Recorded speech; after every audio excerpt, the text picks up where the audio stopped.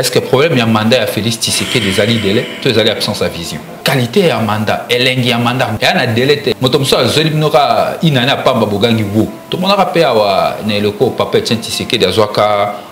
Dans ça, se souvenir, on changera kaka par le fait il y a kaka na discours. Alors ba belo moko ba on so ba na biloko l'état ba. Bazon isa ka penza. Na ngonga kotanga parce que bato ba kopesa crédibilité. Parole au gouvernement Twitter qui a primaire va réserver non l'administration américaine il y a contraire à Dan Ketley. Au Sénat américain bah le que non bango moko pe ba c'est la publication. Réalité il faut pas publier soit accord ou on a pas publier. Et ça, c'est l'accord autour au Sénat. Accord au cinéma là, Rwanda, autour au Sénat, il va publier. C'est une obligation constitutionnelle. Oh, bah pour reprocher les lois contraire Ventura. Autour pour reprocher à Nabato Kabila. Les lois ne battent pas à Tshisekedi, il va commencer à la mort. Oh. Mais c'est tout ça, en tout cas, les Congolais, beaucoup de la 2023, tout changer président de la République, tout changer député au bazar de l'Assemblée nationale, tout peut ça nous chance na batomo sous base on peut pas siquer côté nambo. Pour ne kumbelio, tout ça demande. Mais maman ko kama iko mesu na robinet, ko kabo epé nyon ceci est profit parce que les gens veulent le pouvoir aujourd'hui pour le pouvoir, non pas pour transformer la société. Moi Laurent Désiré Kabila tango yaki na pouvoir. Ayaki kana mando ka lubengana na mobutu puis to kota la sim. Félix Tshisekedi pe ayé na pouvoir abi. Tout ça non alternance makam to kota la sim. Donc tant comme il a pouvoir visuel ça comme Simba Benda Tika Taton. Tala Kenya tu ko finga biso kala tato bato mabina bato bilamba. Donc quoi to bi o ko ça te bango de ba ko lier sabis. Ta siko ba déficit biso ba avion na bango to ko ki pour futa ni moté ba boto. L'état qui bien fouka. L'état qui bien fouka na ba bato na lelo. Depuis fait c'est que d'ailleurs na pouvoir na bato na l'état congolais comme qui bien fouka.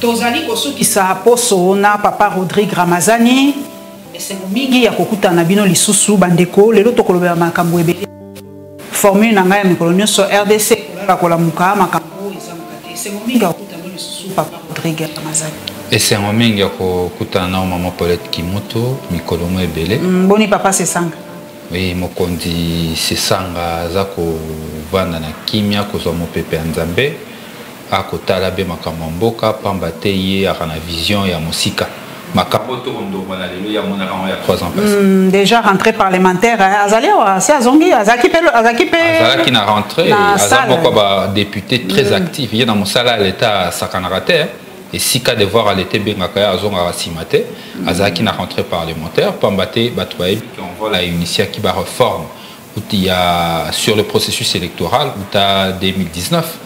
Donc, l'initiative déjà la réforme, d'où intérêt à biso les deux alliés à Hollande la réforme, pour que finalement, tout le monde congolais, il y a malonga après 3 cycles électoraux et salami, même bolinga na bilinga, cycle 2006 c'est l'expérience à Liboso, donc on a compte il y a bon mécano. Cycle à 2011. Et qui cycle démontré qu'une fois de plus immaturité il y a classe politique congolaise, cherchant à tailler des réformes sur mesure. Cycle électoral, il y a mis ça au qui cycle électoral essentiellement centré sur à alternance politique au pouvoir. Nakanisa lelo 4e cycle tout ça a devoir ya ko bunda pour que mbala oyo tout ce cycle électoral et que ngisa biso na ba contestation à institution té et que ngisa biso na ba désordre té et ko permettre que moto akolonga to bato ba kolonga na jeu politique ya baponami ba gérer mboka nan. Tout discuter dans makambo économie, tout discuter dans makambo développement, distraction, tout discuter dans makambo ya éducation, tout discuter ba vrai débat à société, enjeu à solo, tout tika non ba kéker politique. Mais nous sonner aux la possible soki kaka ba réforme.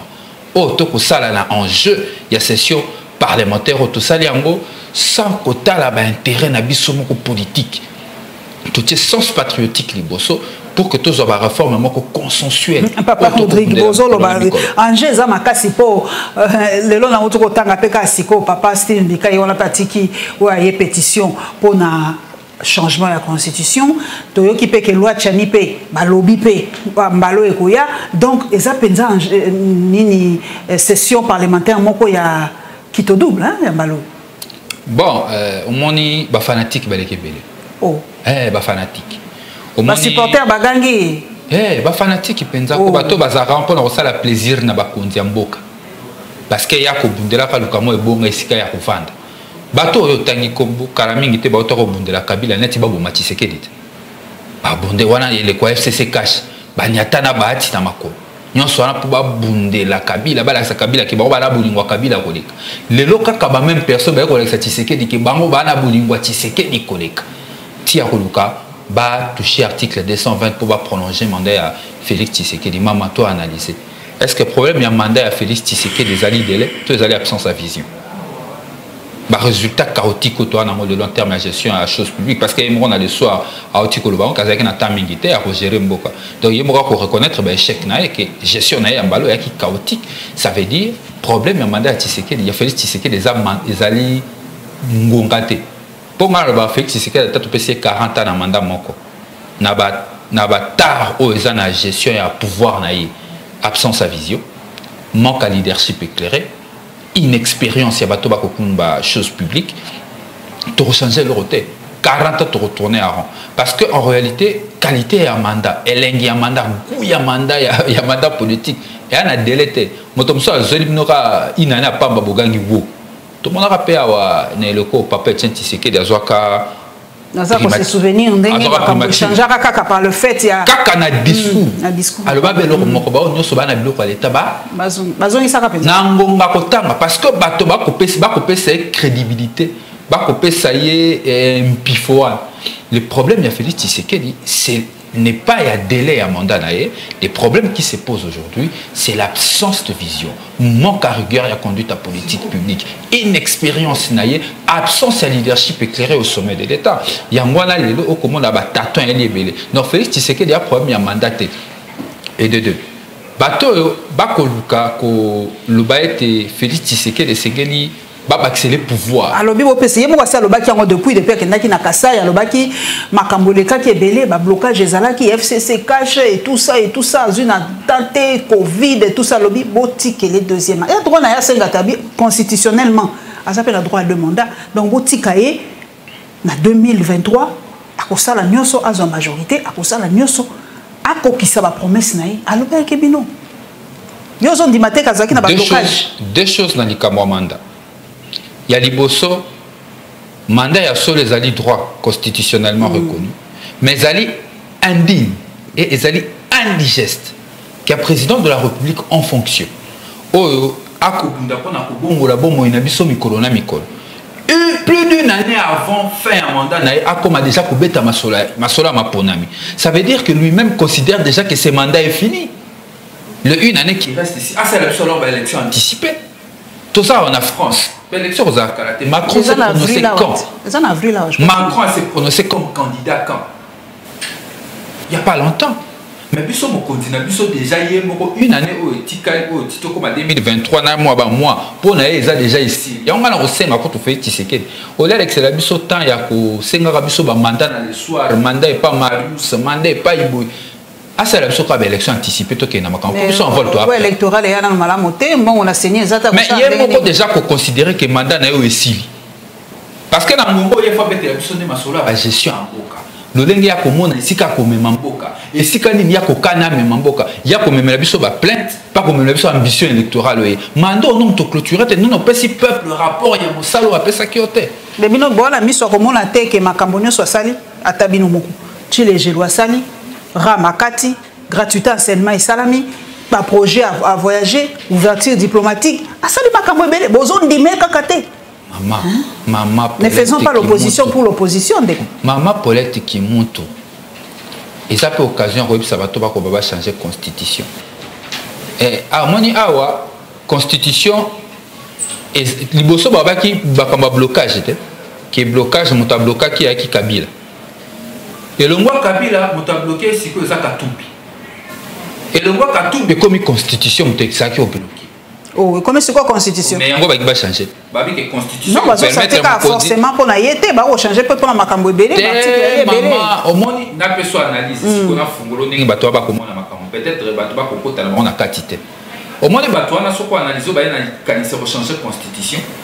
De Kombikai, à la qui souk na ba serviteur à Kabila. Parmi les meilleurs. Oba bundi ça même fait Tshisekedi na mandat y a alternance dans le gouvernement Inukam. Il y a un peu sous le commis sous un serviteur à Félix Tshisekedi. Ils ont droit à ils ont droit à ils ont m'abêté. Mais en réalité, pourquoi ben il y a un changement de constitution? Il a remercié ba maître Nemi Bale. Na ko changer la constitution, alingué le roi Liboso, tout ça la tabour la race dans le mandat où Félix Tshisekedi. Donc est compté. Parce que tu comptes dans la République Asika, 4e République. Mais il y a une possibilité dans le Kabila au Constitution 2006 c'est qu'on bloqué comme pour la candidature Azonga candidat président de la République. C'est ça la mission de Steve Mbikai. Oh, c'est au-delà de ce que l'on voit. Ah, ngala fungoli loko batoba comment naté. En réalité, elle a servir bilo qu'on a mis ça pour na mettre naé Mibale Tshisekedi na Kabila et en même temps il faut profiter au PCNini. Moi est bon avant. Et les Cambodgiens de Angoana batoba kokota mozindo tenga loko atoye kosolo mais eza ba procès d'intention hein papa Rodrigue mais na sali analyse na bisi yo boy mama soki na kosi batoba kotala ngaba ba ke na kosi soki to koti 4e république union se kwe même Kabila koki kozonga candidat Félix Tshisekedi mandat na OP kwe abandeli à zéro et même la constitution na loko batoba na moi ba germe ya moboutisme na kati na bon ba ko tchaka le président de la république peut postuler autant de fois qu'il veut. Il y a le roi Bamboka. Limite à mandat limite à mandat à Rwanda. Limite à mandat à postuler autant de fois à la ligne. Parce que on a jamais on est à mon boutisme. Parce qu'en réalité, maman, changement constitutionnel se justifie. Ce qui se justifie, c'est ce que nous sommes soutenir. Il y a d'ailleurs une session, il y a mars. Il y a une révision, il y a constitution. Au niveau réviser, nous sommes réviser. D'abord, il y a Liboso. Renforcer légitimité à Baélu. Président de la République, Lelo, Maman Sokotali, élection 2006, Kino Lelo, Courbe Kokita. Courbe, en termes de pourcentage, il y a vote exprimé pour la Kondima Bokondinaï. Kabila, en 2011, a 40 et quelques %. Félix Tshisekedi, en 2018, a 30 et quelques %. Ce qui veut dire, en termes de statistiques, la courbe n'a pas pris de valeur. La courbe a régressé. Au contraire, ce qu'il faut faire, il faut surtout la société normale. Il faut redresser courbe pour que tu revenir dans la situation normale. Parce que si la crainte est que dans 2000, surtout qu'il y a une condition, élection, tous les présidents de la République sont élus avec 10 à 15%. Au moins que le problème de légitimité qu'on peut se poser. Deuxième chose, l'élection indirecte. Tu as vu comment bourse de valeur et comment marcher à Bazou. Moto na mosole belenda kolonga élection indirecte, il y a sénateur et il y a gouverneur. Il faut résoudre aussi à ce niveau universel direct. Il y a sénateur pour il faut la circonscription uninominale à un seul tour. Population pour un sénateur. Gouverneur, il faut ça les manakati, il y a liste nakati assemblée provinciale parmi les listes où ils ont des députés nakati assemblée provinciale. Exactement que mutumoko uti no yumbi o yeka ko ni biso amba moko gouverner. Et Zabloro et Toko on dit mango souté. Il y a un problème de légitimité. Deux hommes même na ba niveau il y a na ba province et c'est ingouvernable lelo. Il y a un problème de légitimité qui se pose. On va là pour proposer de résoudre un problème. Deuxième problème, c'est l'élection locale. Vous voyez que 3 cycles.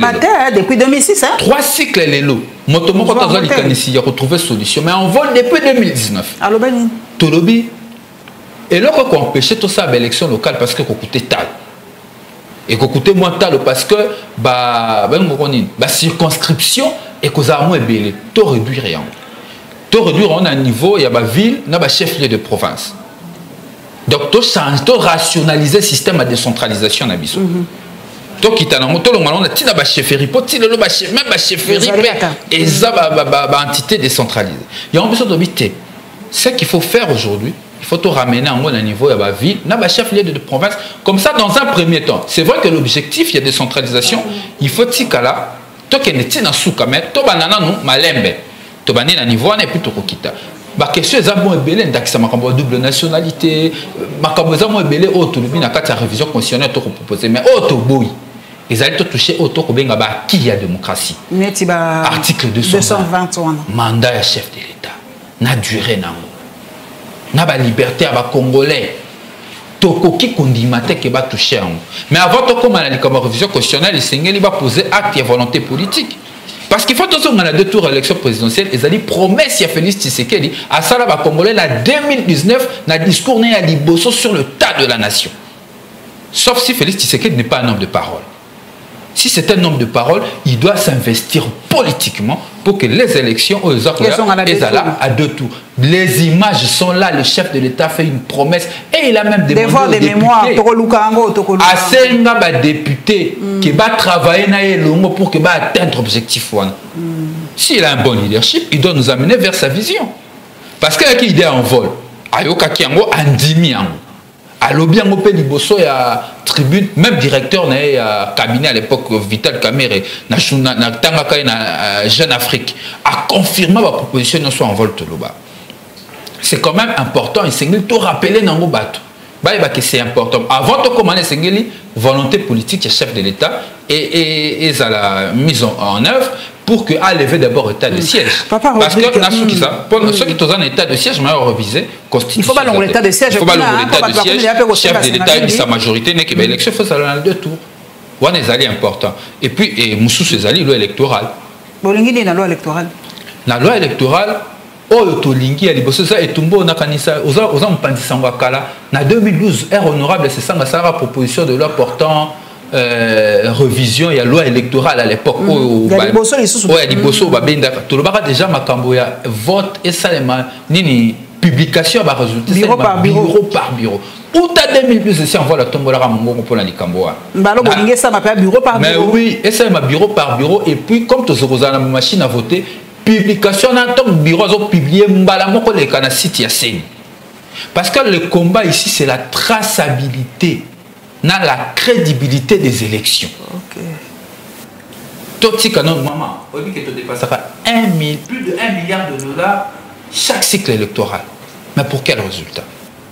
Tout ce qu'on connaît ça que les cambo élections, les cambo union sacrée, tous les cambo en vote, tous les cambo FCC, tout le baboué. Tous la démocratie. Dans une nation, il y a des questions dans un moule. Oyo, et pas y avoir publication sur single to bunda pour ni opposition ni majorité. La question électorale, ils ont un aussi. Il y a un voilà pour téléméla likambo pour que la session parlementaire tant tout ça la réforme ya malonga, tout ça la réforme tété. Mais aussi aux autres na sangwa seni c'est bani mosala makambo c'est bandi po to komi dans mars hein, donc en avril 2022. Mais seni zo tambola malam.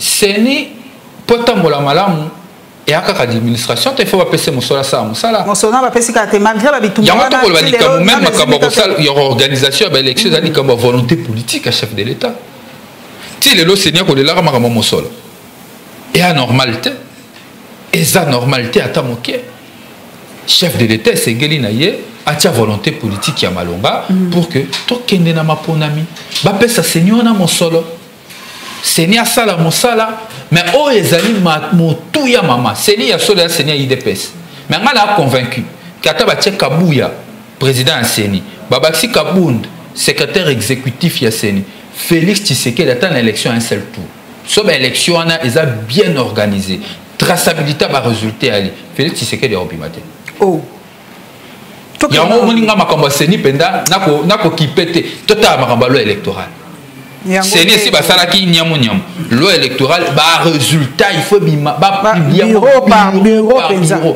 pour nambalo moto akolonga aza penza molongi ya so biso nyonso so to vandi to bité etumba esili elombe ewa to bundande pour na makambo politique publique asali politique publique et éducation mabe to télémélier asali politique publique il y a social mabe to télémélier politique publique n'est sur la sécurité ni mabe to télémélier mais toi tu ko contester légitimité na ye toi tu ko contester légitimité à l'institution obeke nangongo mama kimutu soki mobutu ala muki kasavu bala muki lumumba la muki chombe ala muki na papa qui pion pour ma politique ya kafu kafonga wana bala muki bako kama bako ndima mboko te ba ça na biso débat au moins débat il y a légitimité ba ça na biso mboko ya avancer na débat oh bango déjà l'époque ezalaka déjà mais oui et tout ba légitimité kasavu lumumba chombe tout ça siko batonyo so bala muki lelo ba télémé siko mo na biso na vient na biso na koko na biso boboliko ya na bomo ye pas ko zonga pala tikazaka ye pas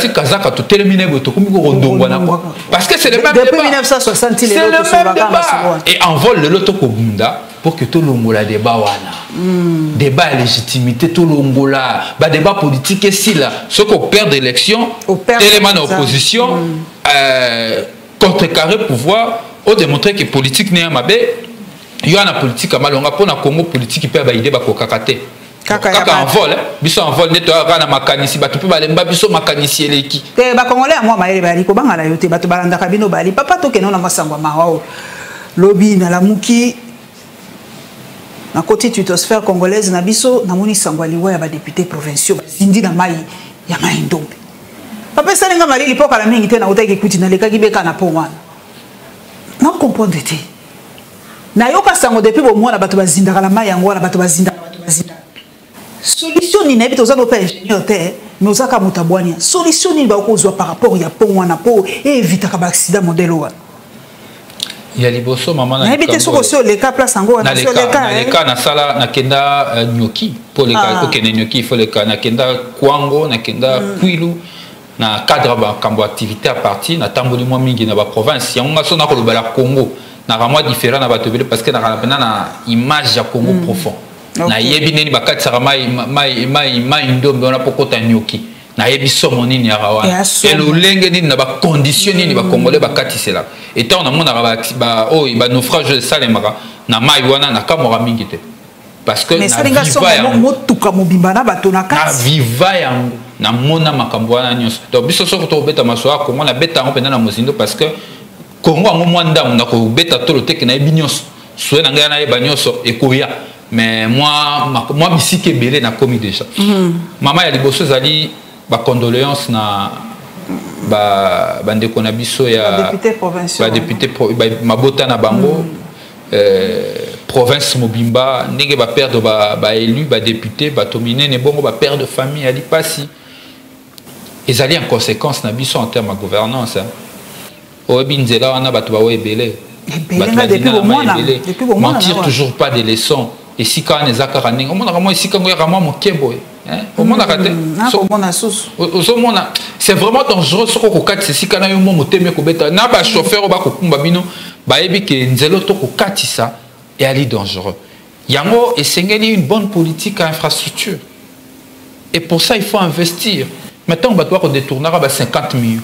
Bazui na ba liberté conditionnelle. Bato ba yiba bongo ya l'état na cadre makamba Covid, ba ko bénéficier na bango la liberté provisoire. Finalement impunité continue na mboka. Mboka continue mbulu yeke désordre, mon solalité que vous allez dilapider pour des choses inutiles. 27 millions au ba pesa ba député ba somba ba jeep. On peut faire un bon projet pour améliorer l'état de cette route. J'aurais appris à suivre le président de l'Assemblée provinciale il y a Kwilu. Je l'ai suivi parce que directement on a dit qu'on a un dossier parce que je suis un acteur politique, il faut toujours creuser pour en savoir un peu plus. Je l'ai suivi, je crois, dans la radio moro locale, na Bango Kuna, radio moro communautaire et puis presse communautaire na Bango, nos structures de la base. Batindela inga ba élément. J'aurais appris que Moutouko Bazak Nango Zay déjà bien été. Oh. Moutouka déjà Zaki Moutouka bien été. Ça, ce sont les propos du président de l'Assemblée provinciale. Donc, ils ont démontré quelque part précarité. Donc, députés provinciaux, Barami Toukate, on va parler ça, les provinciaux, cadeau à chef de l'État. Ah, ok. Or, ceux qui sont qui politique, il y a souscription. Des bazar ça la kala. Bon, encore que les députés provinciaux n'ont pas ça bon parce que les insolvables na banque, ba futa maraté. Donc banque mon peut-être ngandi ma souscription na bango parce que ba insolvable. Gouvernement ba ko futa ba institution provinciale. Donc problème que se posait Sikawana. Précarité wana lolenga ko voyager wana ba qui peut-être Kinshasa ko luka makambo on a bon ministère à finance pour me connait qui peut ko ça ba city tara député bon excusez ba décoller c'est capot ça situation généralisée ça passe parce que gouvernance sont des ko pesanga na éviter maman excusez ngala ba mo ko za makasi mais ko pesanga noze lolenga ba ko kumbela makambo mboka omoni ba député ba mosa sitting na ministère à finance pour ba futama. Nous avons pratiquement clochardiser les institutions. Donc, il y a qui pour la banque, on a bango, là, peut-être qui mission pour la maman on a bango parce que les députés provinciaux, la province, c'est bien le salaire, la navette qui tient ça, misou ba salaire, ba sitting, tout ça. On a clochardisé les institutions. On a clochardisé les institutions. Ce qui te décidé que tu as génité dans le linga kukumbe la maramamboka. Mais ce temps on va réduire les trains de vie de l'État. Toi comment on sera ba job hein? Pas comment on sera c'est ça n'a pas les ici. Il y a kama kanisi. Il y a des gramazani ba koya ba kanisi ba leki Congo na mael. To leki Congo na mael était. Mais biso temps to ko ba makambo alelo. Au moins to ko so makambo alelo. Ba ko pesa biso raison il y a 53 ans 4 ans après. C'est toujours ça avec l'envol. Mais bato baninga rande ko yo ka voix raison te. Voix nzele sengil kolanda bato bani kolanda yango te bam. Likambo comme une province il y a Kwilu, il y a Passi. Nous devons nous remettre en cause en tant que peuple. Tout ça qu'on se remettre en cause, moi ça me fait mal chaque jour. On est pont et chaussée.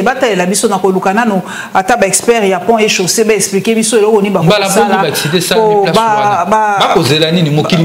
chef de l'État n'a aucun dé. Ton premier ministre qui a Dindi na Mayuana. Tu peux cet exemple. Et ça dit, tu as qui a quoi?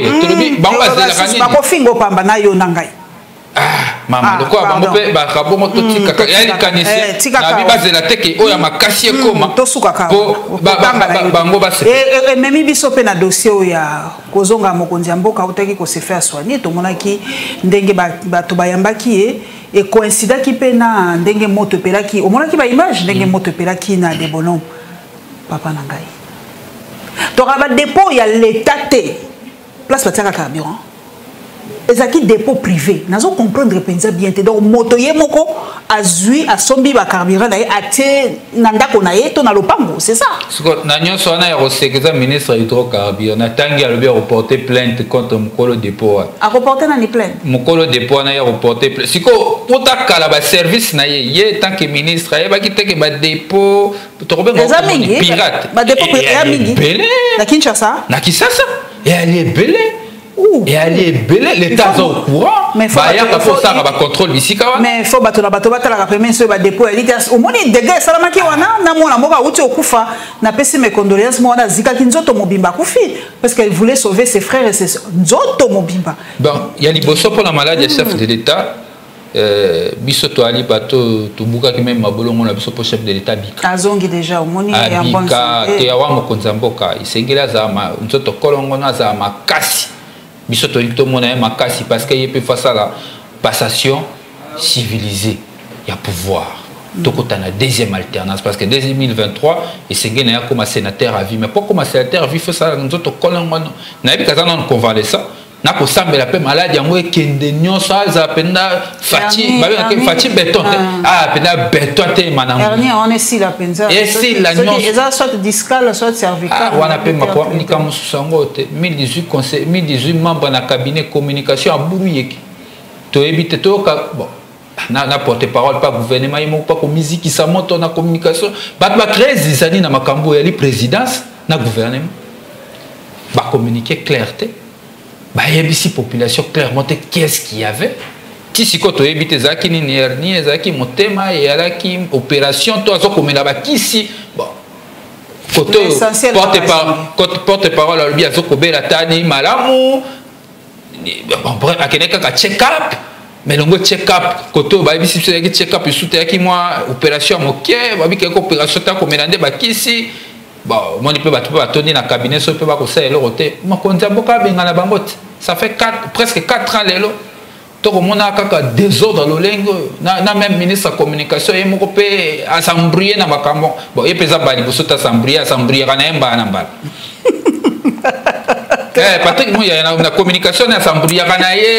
On a dossier. Excusez-moi, j'ai fait l'image. Dossier à Ougandais, dossier moi belé, s'embrouiller quand même, dossier belé à l'État.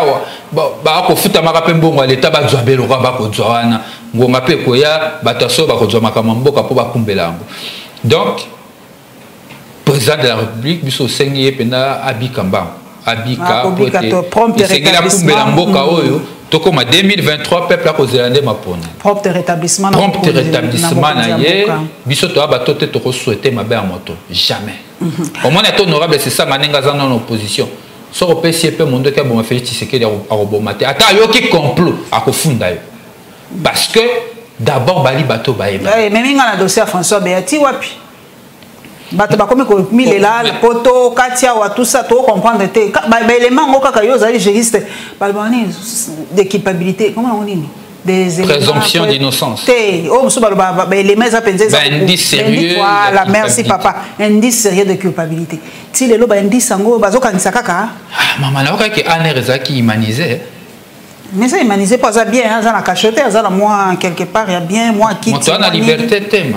Mais au moins, ça la cachoté, ça la moi bureau, na moi kiti, moi mbeto, moi colia, moi nini, non? Constitution le bien le moko. Liberté et les principes. Détention et les exceptions. Si kao, ane recommandé ni tilelo, au moins ane reza service ya renseignement. Si ko ba comment appelle en boloko? Te ba en boloko te, wana ba tie kaka. Si ko tina parquet penini, toi en état de droit. Tina appareil judiciaire. Il y a ça mon conduit déjà mazai mon conduit donc il y a moi ba secret. Azan justiciable non? Azan un juge naturel naie. Juge naturel naie zana. Na kanisa na ron naie juge naie cause à la ce qui n'a kobo ça n'était cause à cour d'appel. Mais il n'a vérifié. Il n'a vérifié dans la précision sur juge naturel naie. Cependant Azan un juge au Sénégalais à juger. Ali congolais. Ce qu'a commetté qui ba acte ba ko reprocher. Et Sengeli parquet ça a fixé dossier devant le juge Toyokaye.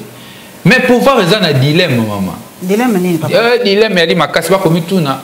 Bon, les camarades peuvent te loba qui te moniter. Bah tu as ça, bah indice on est allé. Là ko tuna pe bateau. Mais moi to loba ba sous journaliste alo ba sous c'était bateau ba indice sérieux on est que et ali penza pour ba kangi ba proche na ye ba kangi boye ba kangi boye donc ils ali ba ko zela kaka ils prennent le temps pour ils le mot très sérieux donc ils prennent le temps jusqu'à ce que penza ko koka de ba bimisi to tika aner ça mon sala justice ça mon sala nango to tika pe ko tia bango pe moi aner c'est que ça mon sala mais beau placer na ba condition ba condition il y a détention légale.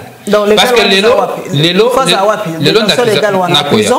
nakoya les lots d'akisa tokoloba likabo François Bé et cause à mlobi maman Paulette Kimutu et cause à Père Rodrigue Ramazan. Ça veut dire mi bé qu'on a vu ce anatin ceux qui m'ont commettre infraction parquet par cas na l'attitude ya kopesa e ko un mandat d'arrêt provisoire ba bongola ngona détention n'est-ce pas batia na bisiko esengeli procédure là normalement mais ndenge tozaleli lelo procédure est normale ça fait plus combien de temps déjà lelo na ça 2 à 3 mois moto ko bati dans na été sika aller ngala ko défendre makambo François Béate na ko défendre norme procédure ndenge zo sala na ko défendre norme et sengeli kolanda norme mais le lenge bango ba kokumbela makambo yango te état de droit elingi bongo te état de droit lobi respect à mibeko respect à ba droit ya bato lelo to ko beta lisolo parce que zalié lobi ko koza Moïse Katumbi lobi ko koza la n'importe quel autre citoyen n'est-ce pas et koza n'importe quel autre citoyen to kolinga pe mibeko ezala appliquer conformément à la loi.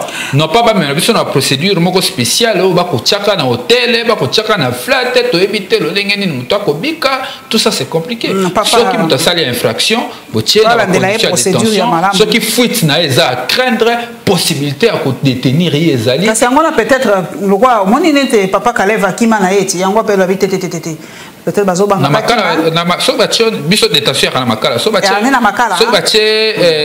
monsieur Beya na makala monsieur Beya kokim tengala na confiance ya administration pénitentiaire na biso na ndimité po bato moi mingi bazawana jakinda la zakuna moninga nanga ba na beminga bazawana ordonnance médicale moninga nanga moko lo bakabi ordonnance epesaka bango ndigisa ya kobimo epesaka bango babenga grâce présidentielle et comment nango ordonnance médicale ordonnance présidentielle est bon comme ordonnance médicale. Papa, tous les dossiers mosusu ya moi makasi to ke non na côté économie et ça n'inga moi soni.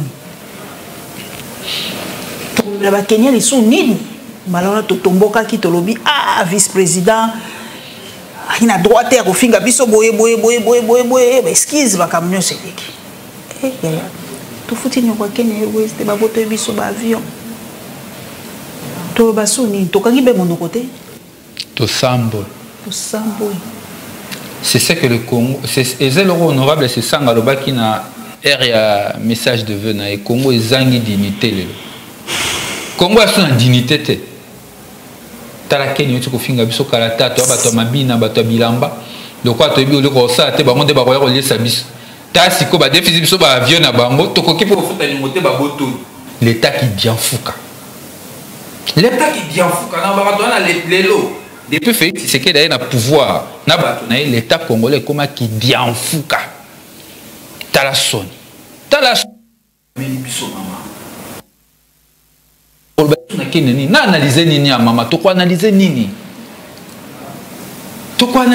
mama yebisanga toloba nini lisusu soni ndesi tolati nyonso likola pouvoir fait c'est que yango na ko ba mikolo nyonso mama l'élection 2023 ko kambam to pe le quoi fait c'est que da ko déjà makambo mandat parce que déjà na lolenge na ko mona makambo ami lobeli ke mandat na yo c'est sili asa la biso ka élection anticipée to pona mokonda sika po yalo ngwa to cha mokonda sika ako comme un sénateur à vie au moins to comme un sénateur à vie moko bimaka kota kinga kati be kota cham ya peso ka zupe ya ferme kota mingadi azo kita pe kota maman mobutu ba kote na bino na mama ko kita mabesa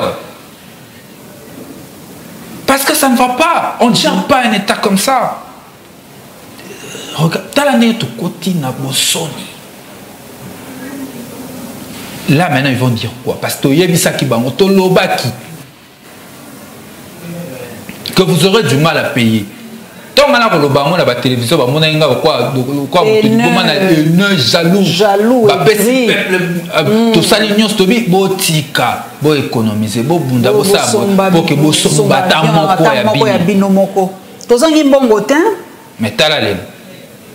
Ba wana pe ba ko ba biso ka ke tulubaka mingi.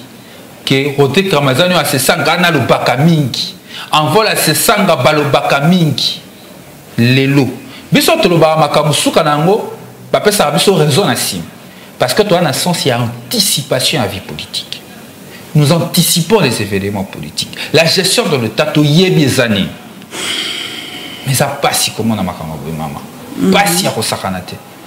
Mais oh c'est que tout ça en tout cas ba congolais beaucoup tala biso 2023 to changer président de la République, to changer ba député ba na Assemblée nationale. Pour que tout le monde ait une chance na bato mosusu bazo mo pe pasike kota na mboka. Pour na ekumbelio to ba ça demanda. Mais maman ko kama ko mesu na robinet te po bimakate. Oko ka boepe nyo ceciekufi. Parce que les gens veulent le pouvoir aujourd'hui pour le pouvoir, non pas pour transformer la société. Toi ko il y a un pouvoir sans vision. Donc fait tu sais que là différent na Laurent Désiré Kabila. Moi Laurent Désiré Kabila tango ya ki na pouvoir. Ayaki kana mandoka lubengana mobutu plutôt kota la sim. Félix Tshisekedi pe ayé na pouvoir abi tout ça non alternance makam kota la sim. Donc tant comme na pouvoir visuel ça comme Simba Benda tika tâtonnement. Et dossier mususu le sous yo na totanga pa ya Mama Rachel Kitita lobi le Sénat et le Congrès américain demandent au secrétaire d'État américain de se pencher plus sur la RDC en étant sûr que les élections se passent très bien en 2023. De faire des enquêtes sur la faisabilité des élections, de demander la publication de l'accord Dan Gettler au gouvernement. Accord ou un Dan Gettler au gouvernement. Et si elle est qui? Les Américains pour nous titiller bango kaka. Donc, les Américains peut-ils le bazuka accord en haut? Non, comprenez? Bon, porte-parole au gouvernement. Si les autres publication, ça va maman, tu es au calme. On t'entend qu'on va avoir porte-parole au gouvernement. Toi, comment on dit que tu es porte-parole au gouvernement, tu t'es primaire va réserver non l'administration américaine il y a contraire à Dan Gettler. Donc au Sénat américain va le dire que non bango moko pe ba c'est la publication. To continue la gestion au pack à l'état. Oh ba ko reprocher les lois contraire Ventura. Le contrat Ventura o. Affaire Ventura o. Oh to ko reprocher kana bato Kabila. Le lois bato pe Tshisekedi va commencer à la monter. Oh maintenant ba ko funda na bango nyonso na TV makambo carré minier yo tala kangote. Lelo musu natala rasute muto passe. Bango na bango ba ko ngaite bato IDPS ba ko ba kingani azaka na karemini kingani akana karemini oh kuna pa koma nango famille ya kingani ba koti pe bango pe na makamwa ya ba minéré ezangate moko ya ba confrère na bino na ko citer parce que azali puis journaliste Maïs Tiban asa pe ba dénonciation ndenge wana politique il y a gestion ya ba minéré na biso c'est ce qui pose problème. Les lots opacité dans le dossier à Dan Gletler, il faut que tu Congola fungola miso. Pour ça, on va longoli ah va pesi kakaboy donc tu comprendre. Mais bon on va dire que l'État union somatif union somakamunion c'est déshabiller des Paul pour habiller Saint-Pierre ba pakoli ba tu mafuta na monoko. Tout simplement. Tout simplement biso Congola dit ben mafuta na monoko na dossier. Réalité il faut pas publier biso accord wana ba republier. Et ça, c'est l'accord autour au Sénat. L'accord est signé par le Rwanda, autour au Sénat, il va publier. C'est une obligation constitutionnelle. Et puis, Batomosu Bakola, là-bas, qui sa président Mikaï, Akobo, et c'est la présidente de la République pouvoir.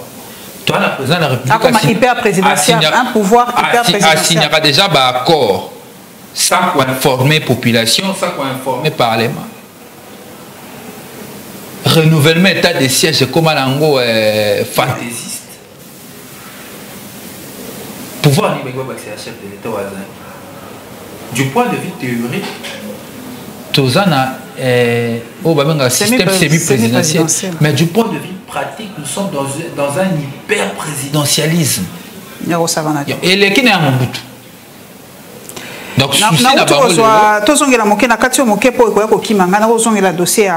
Kenya Airways, ce n'est pas pour insolvabilité, il s'agissait d'un contrat de leasing de 6 mois renouvelable. CGA n'a pas renouvelé, donc Congo Airways n'a pas renouvelé pour des raisons opérationnelles. Voilà, moi réponse. Donc,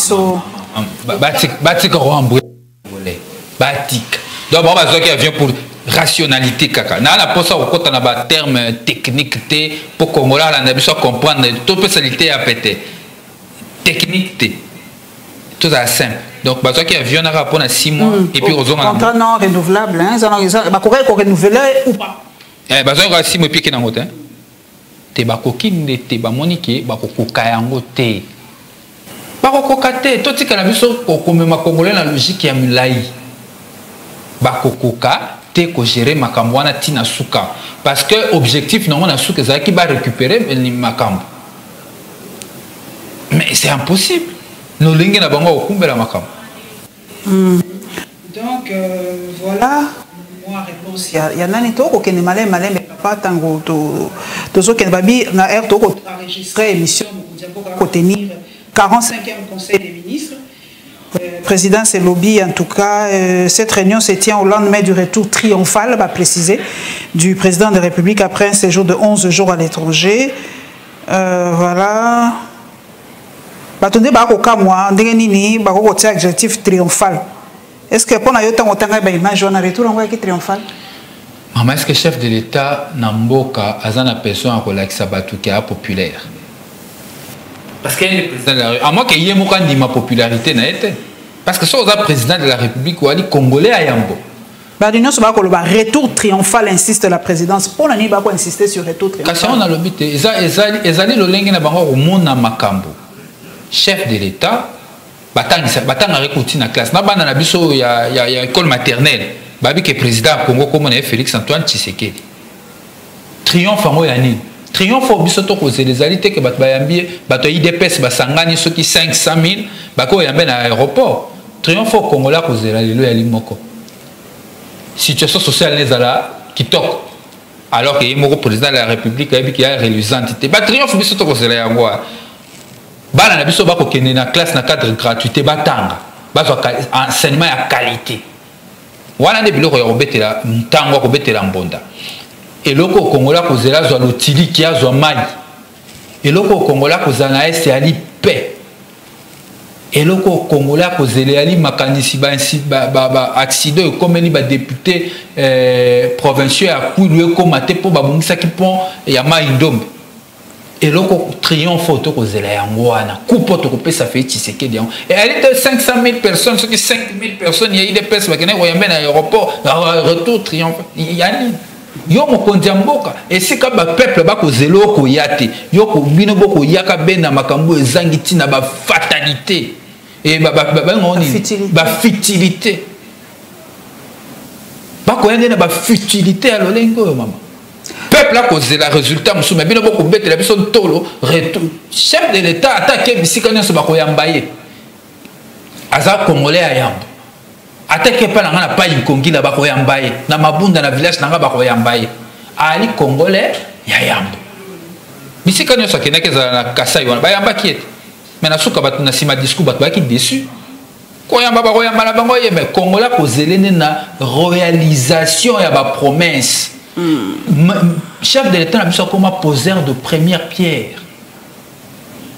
A poser ba pierre sous kanango loko matakate loko tonga makate.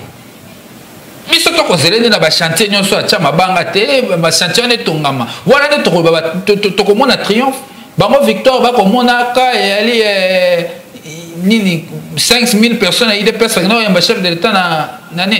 Oh bah quand on a photo na palais de na cité de l'OIA Congola cause la bisika na toza kosukisa papa Rodrigue na moi côté chrétien pe na yebi ke biso sera ba tout sambelaka musulman chrétien tout ça mais na kolobela likambo ba pasteur to ko vivre na yebi ko ali jeune pesanga na lecture na yo na makambo to ko vivre ya ba pasteur sikoyo est-ce que foi na yo ezali kaka solide to po na yo ndenge batuzu azoloba Kagame azaki na raison ya ko kanga l'église non soit réveil que l'église eza ko bebisa makambo que l'église eza ko remplir rôle nangote que l'église est comme un lieu de perdition des souillures et tout ça yo zali jeune pesa biso na makanzi par rapport ya ba o nyoso ko mona ya ba église de réveil za ko le cas au moins maman na histoire à Congo église là qui n'a pas un rôle très important na botongi Congo na histoire à Congo ce qu'on veut comprendre le fonctionnement ya le langue politique il y a noko et salemaka il faut que mon on a cadre la trilogie administration église na ba entreprise ba on ba sungaka penza trilogie on est sungaka colonisation mise en place il y a administration raison pour laquelle administration belge a makasi même au fin fond pour se rendre compte que ba toya église bazaka ko zalatina ba village Sunga Benda construction administration belge, une des administrations puissantes ou bien fortes, il y a la colonie francophone, évidemment. Mais l'élo, rôle l'église dans la société n'a pas années. Est-ce que l'église a toujours le même rôle à la Kinango? Parce que nous sommes chrétiens.